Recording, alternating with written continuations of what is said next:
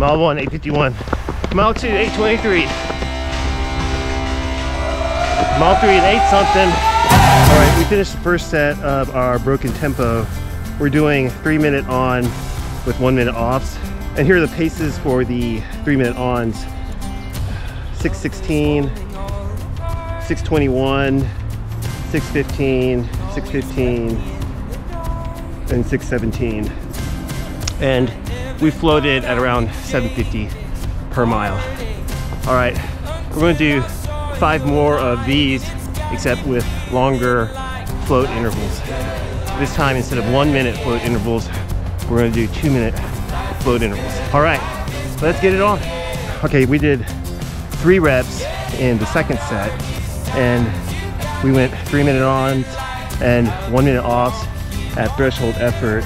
And the first on was at 6:18 per mile, the second on was at 6:19 per mile, and the third on was at 6:16 per mile. Each of the 2-minute floats this time was at an average pace of about 8:10 per mile. All right, still within easy pace range. It's at the very rock bottom of it, but it was still at easy pace. So mission accomplished there. We're going to cut it short at 8K of total threshold. It's been a tough week. Cole and I came off a very slow marathon, but it's still a marathon. So we gotta be careful about our health while we're trying to ramp up our fitness. Balance, balance. Episode 344.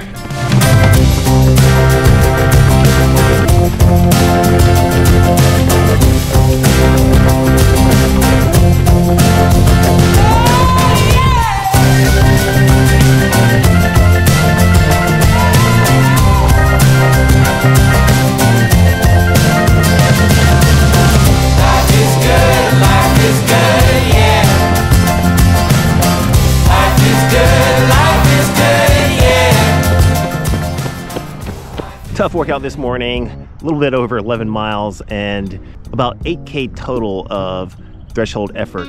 Instead of measuring the distance and doing a broken tempo, we went by time and did 3-minute intervals, and we floated between 1 minute and 2 minutes. We broke up the tempo with floats in order to simulate more what it's like to do a continuous effort. So when we float at easy pace, maintain our running momentum, and simulate a little bit closer to what it would feel like to run a tempo altogether. Because in the end, our end goal is to run at 10K race pace for 6.2 miles. And a secondary goal would be to ratchet down to LT2 and race at half marathon pace for 13.1 miles. And just a side note, whenever I say the word tempo, I mean lactate threshold effort. I believe there are some people out there on the internet who have a different definition of tempo, but I'm using the definition of tempo as per Dr. Jack Daniels. After the workout part of the run this morning, I was pretty pooped, and during the cool down, I was pretty cooked, so it was hard to get any vlogging done at that time. And right now, I am crispy still, and so pretty tired and sleepy.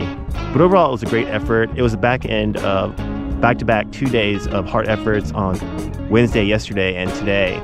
Yesterday, we had 8 miles total and did a track session with speed repetitions. We did 4 times 300 meters with full recovery in between each repetition.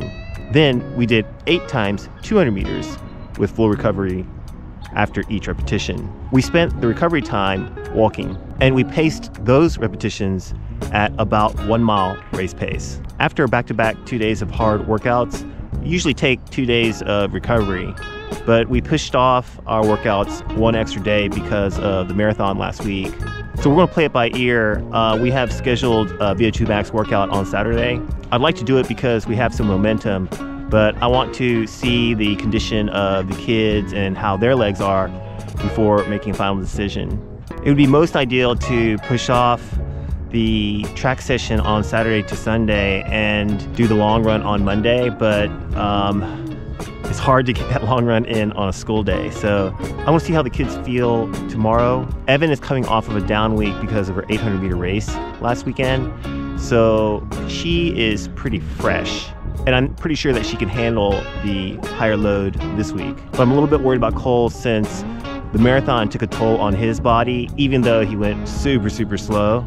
It is, after all, 26.2 miles, and it's a lot of time on feet. So I'm really looking forward to tomorrow's recovery run. I'm pretty sure I'm going to need it. And I'm super stoked about getting this 5K, 10K training in as we move into the summer. For a change, I'm starting to feel a little bit of fitness creep back into my body. As we were running at threshold speed this morning, I didn't feel so winded, and my legs gave out before my cardio did. This is a very good sign for me because I was in the opposite position where my cardio was so weak and I would gas out before I even felt anything in my legs.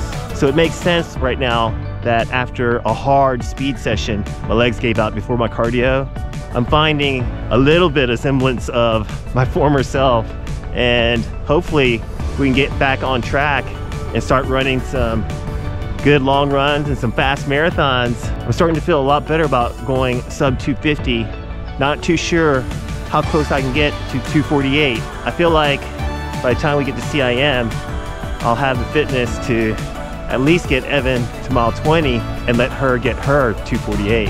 A mountain of gratitude to our Patreon team. Thank you so much. We can't do it without you. Much love. Hey, if you have Strava or Instagram, follow me here. Thanks so much for coming with us on this really, really good 11-mile run with tempo effort.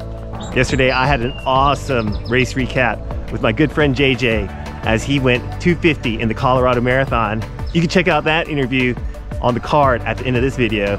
I hope you have a great day and a meaningful run. We'll see you in the next one. All right, bye now.